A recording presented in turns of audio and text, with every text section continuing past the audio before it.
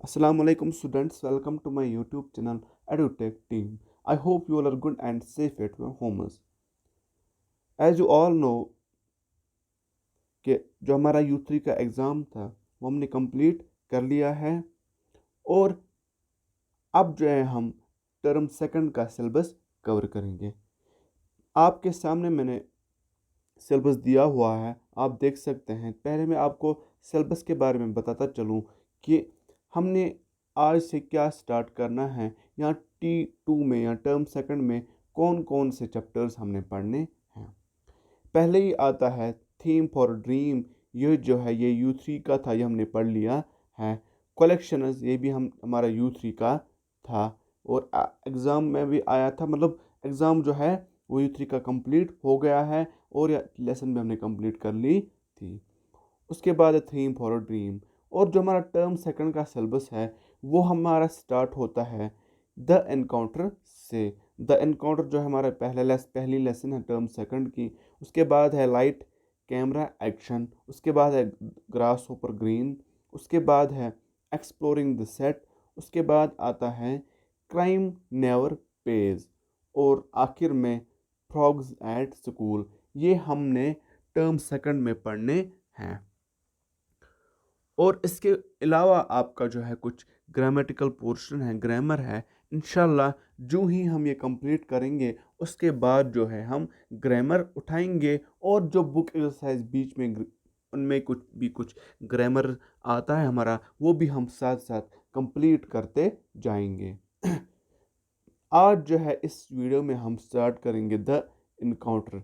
The encounter से हम आज का जो है लेक्चर स्टार्ट करते हैं और इसी पे आज का पहला लेक्चर होगा। चलिए अब हम स्टार्ट करते हैं और सब जो है अपने पेज नंबर 23 निकालेंगे। Page number 23। और आज जो हम पढ़ेंगे जिसका टाइटल है द इनकाउंटर। आज के वीडियो में हम यही पढ़ेंगे। चलिए अब हम स्टार्ट करते हैं। आई होप कि आप सब ने अपनी बुक सामने रखी होगी या आप फ़ोन की स्क्रीन पे भी देख सकते हैं। जैसे जैसे हम पढ़ते जाएंगे आप एक कॉपी भी अपने नोटबुक भी अपने पास रखेंगे जिस पे आप साथ साथ नोट करते जाएंगे। चलिए अब हम शुरू करते हैं। पहले ही मैं आपको बताता चलूँ कि एनकाउंटर क्या होता है। जो हमारी लेसन का नाम है द एनकाउंटर। जो चैप्टर स्टार्ट करने से पहले हमें मालूम होना चाहिए कि ये एनकाउंटर क्या होता है। सिंपल में जो है एनकाउंटर को हम कहते हैं एन अनएक्सपेक्टेड मीटिंग। ठीक है, एन अनएक्सपेक्टेड मीटिंग। ठीक है, अनएक्सपेक्टेड क्या, हम किसी से भी मिलते हैं लेकिन हमें पता ना हो कि हम उससे मिलने वाले हैं। अचानक, ठीक है, अचानक हम किसी से मिलते हैं। जैसे कि आप न्यूज़ में भी सुनते होंगे आज फलानी जगह पे एनकाउंटर चल रहा था।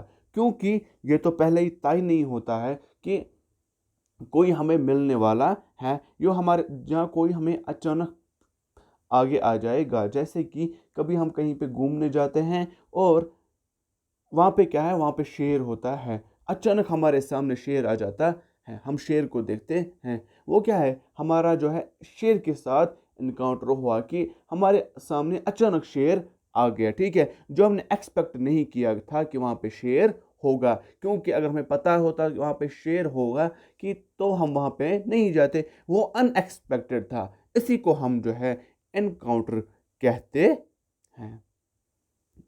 सिंपल में एन अनएक्सपेक्टेड मीटिंग। ठीक है, अनएक्सपेक्टेड मीटिंग, क्योंकि ये आपकी बुक पे भी लिखा हुआ है। चलिए अब हम लेसन से स्टार्ट करते हैं। क्योंकि अब हमें समझ आ गया होगा कि लेसन जो है ये इसी के इर्द गिर्द घूमेगी। यहाँ पे कुछ अनएक्सपेक्टेड होता होगा किसी के साथ, या किसी के साथ कोई इनकाउंटर हुआ होता होगा कि अनएक्सपेक्टेड मीट होता होगा। चलिए अब हम शुरू करते हैं। It was late in the afternoon. Sunset was about 3 hours away. Lying on a grassy mound, Mega watched the slow sailing clouds above her for some time. A light breeze turned the pace of her notebook. पहले हम थोड़ी इसकी reading कर लेते हैं ताकि आपको भी पढ़ने में आसानी हो। यहाँ तक हमने इसकी रीडिंग कर ली है। It was late in the afternoon. Afternoon में देर से, ठीक है। जैसे कि आप सबको पता है कि पहले क्या होता है, सुबह जो होती है वो होती है मॉर्निंग, ठीक है, ठीक है। और उसके बाद जो है 12 बजे तक क्या होती है, 12 बजे तक जो होती है मॉर्निंग होती है, ठीक है। और 12 बजे के बाद 12 PM के 12, ठीक है, 12 बजे के दिन के 12 बजे के बाद जो होता है उसको हम कहते हैं 12 बजे, या 12 बजे के बाद उसको हम कहते हैं आफ्टरनून, ठीक है। ये लेट आफ्टरनून था क्योंकि 6 बजे तक जो है आफ्टरनून होता है शाम के। उसका मतलब देर से ही 3-4 बजे की या 5 बजे की बात है जब बच्चे स्कूल से वापस आते हैं। Sunset was about 3 hours away. Sunset जो था अब कुछ ही देर में जो है सन जो है या सनसेट होने वाला था। जैसे कि सनराइज जो है, जब सूरज उगता है उसको हम कहते हैं सनराइज, ठीक है। और जब सूरज डूबता है उसको हम कहते हैं सनसेट। अब कुछ ही 2-3 घंटों में सूरज डूबने वाला था। Lying on a grassy mound, Mega watched the slow sailing clouds above her for some time.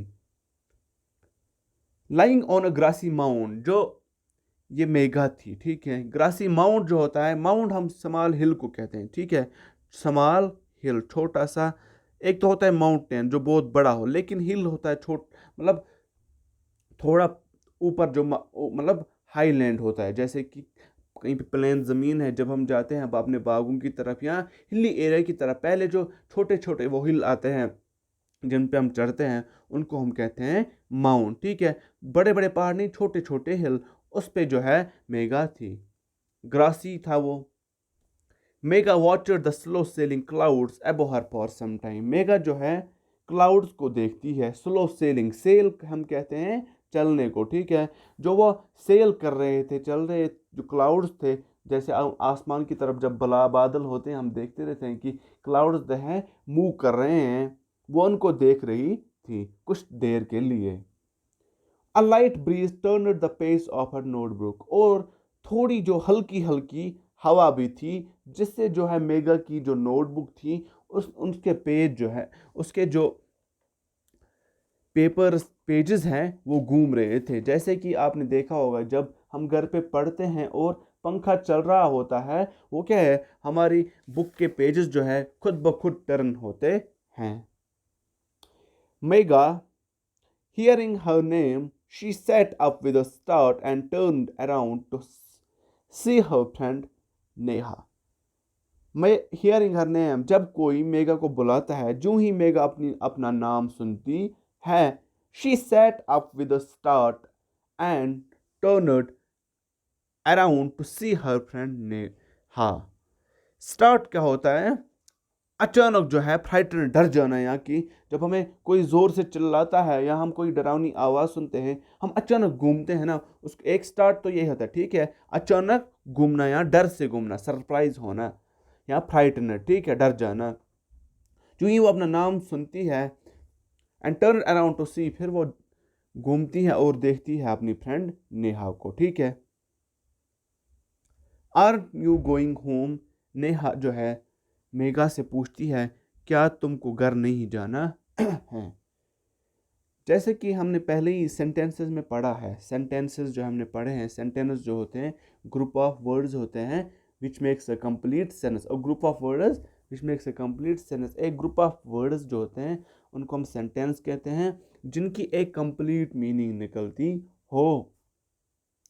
ऐसे ही यहाँ पे उस पर हमने टाइप्स ऑफ सेंटेंस पढ़े थे, इंटरोगेटिव सेंटेंस, एक्सक्लेमेटरी सेंटेंस, वो और एट्सट्रा। बाकी एक हमने पढ़ा था एक्सक्लेमेटरी सेंटेंस, ठीक है। एक्सक्लेमेटरी सेंटेंस, हम एक्सक्लेमेटरी सेंटेंस किसको कहते हैं, क्योंकि मैंने पहले ही बताया जिस सेंटेंस में सवाल, एक्सक्लेमेटरी नहीं, सॉरी, एक्सक्लेमेटरी सेंटेंस उस फीलिंग और एक्सप्रेशन हम शो करते हैं। और इंटरोगेटिव सेंटेंस हमने एक पढ़ा था, इंटरोगेटिव, ठीक है, इंटरोगेटिव सेंटेंस, ठीक है। इंटरोगेटिव सेंटेंस हम किसको कहते हैं? जिस सेंटेंस में किसी से कोई सवाल किया जाए या कोई सवाल हम उससे पूछते हैं क्वेश्चन सिंपल में। और इंटरोगेटिव सेंटेंस जो होता है उसके आखिर में हमेशा नोट ऑफ इंटरोगेशन लगता है, जिसके आखिर में भी ये हो उसको हम इंटरोगेटिव सेंटेंस कहते हैं। जैसे यहाँ पे उसकी एक एग्जांपल है, aren't you going to home. ये नेहा जो है मेगा से पूछती है क्या तुमको घर नहीं जाना है। Don't you have to go to Miss Sophia's at 5 o'clock। क्या तुमको मिस सोफिया के घर नहीं जाना है 5 बजे। यहाँ पे भी आखिर में नोट ऑफ इंटरोगेशन है, उसका मतलब क्या है, ये भी इंटरोगेटिव सेंटेंस है। इसमें भी जो है नेहा मेगा से की पूछती है कि क्या तुमको मिस सोफिया के घर नहीं जाना है 5 बजे। नेहा आस्क्ड हर, नेहा उससे पूछती है मेगा से। नो नॉट येट, नहीं अभी नहीं। If I go home now, mega कहती है नेहा से अगर मैं अभी घर गई, मम will just tell me to eat something and do my homework right away। मेरी मम्मा जो है वो मुझसे कहेगी कि तुम कुछ पहले खा लो और उसके बाद जो है अपना होमवर्क करो, इसलिए जो है मैं अभी घर नहीं जाऊंगी। जैसे कि सब बच्चों को पसंद नहीं होता है, कुछ अच्छे बच्चे होते हैं जो अपने मम्मा की बात नहीं मम्मा की बात मानते हैं, लेकिन कुछ जो है जैसे कि ज़्यादातर बच्चों को होमवर्क करना पसंद नहीं होता है। ऐसे ही मेगा जो होती है उसको भी नहीं होता है, इसलिए वो अभी घर नहीं जा रही है। And what's wrong with that, Neha कहती है मेगा से उसके साथ क्या गलत है अगर वो तुमको कह रही है कि तुम खाना खा लो और अपना होमवर्क करो। Mega made her face at Neha, mega जो है घूर से जो है मतलब मुंह फुला के जो है नेहा की तरफ देखती है। मतलब जैसे हमें कोई कुछ कहता है और हमें नहीं करना होता है और हम उसकी तरफ गुस्से से देखते हैं, वैसे ही जो है मेगा नेहा की तरफ देखती है। Okay I want say anything, Neha कहती है ओके ठीक है तुम ऐसे घूरो घूरो मत मुझे, मैं कुछ नहीं कहूँगी तुम्हें। You stay here and day dream I am going home, तुम यहाँ पे बैठो और दिन में जो है ख्वाब देखो, मैं जा रही हूँ घर, नेहा कहती है मेगा से। नेहा स्टॉम्प्ड ऑफ एंग्रीली, यहाँ पे आया वर्ड स्टॉम्प्ड, ठीक है, स्टॉम्प्ड ऑफ का मतलब होता है कि जैसे हमें कोई कुछ कहता है और हम वहाँ से गुस्से से निकल जाते हैं, गुस्से से वापस आते हैं, ठीक है, ज़ोर ज़ोर से चलते हैं। वहीं ऐसे ही जो है नेहा जब मेगा गुस्से से उसको देखती है, नेहा कहती है बैठो तुम यहीं पे, देखो तुम दिन में ख्वाब, मैं चल रही हूँ, और वो शरारत बहुत गुस्से से जा रही है वापस। Leaving Megha to continue what she loved doing, और अब वो मेगा को अकेली छोड़ रही है वहाँ पे जो मेगा को पसंद होता है करना। Gazing up at the sky and watching the clouds make different shapes, अब वो है जो स्काई आसमान की तरफ घूर रही होती है, देख रही होती है, और क्लाउड्स को देख रही होती है कि क्लाउड्स जो है अलग अलग शेप्स बना रहे हैं। जैसे कि आप सबको देख रहे होंगे आसमान में कभी जो है बादल ऐसे ऐसा ऐसा कुछ बनाते हैं, हम बोलते हैं ये स्टार लग रहा है, ठीक है, या कभी कोई और शेप बनाता है, ठीक है, या ऐसे बनाता है या ऐसे ऐसे बनाता है। हम अपनी जगह इमेजिन करते हैं कि ऐसी ऐसी शेप बन रही है स्टार्स। वैसे ही जो है मेगा कर रही थी, स्टार्स क्लाउड्स की तरफ देख रही थी कि वो अलग अलग शेप्स बना रहे थे। आई होप स्टूडेंट्स कि आपको ये समझ आ गया होगा। फिर भी अगर कोई डाउट आपको रहता है तो आप मुझे कमेंट्स में बता सकते हैं या मुझे मैसेज कर सकते हैं। आज के लिए बस इतना ही, क्योंकि अगर मैं इससे आगे भी हम पढ़ते लेकिन जो है वीडियो बहुत लंबा हो जाएगा। इंशाल्लाह हम कल की वीडियो में इस चैप्टर को है जो है कंप्लीट करने की कोशिश करेंगे। तब तक के लिए अल्लाह हाफिज़।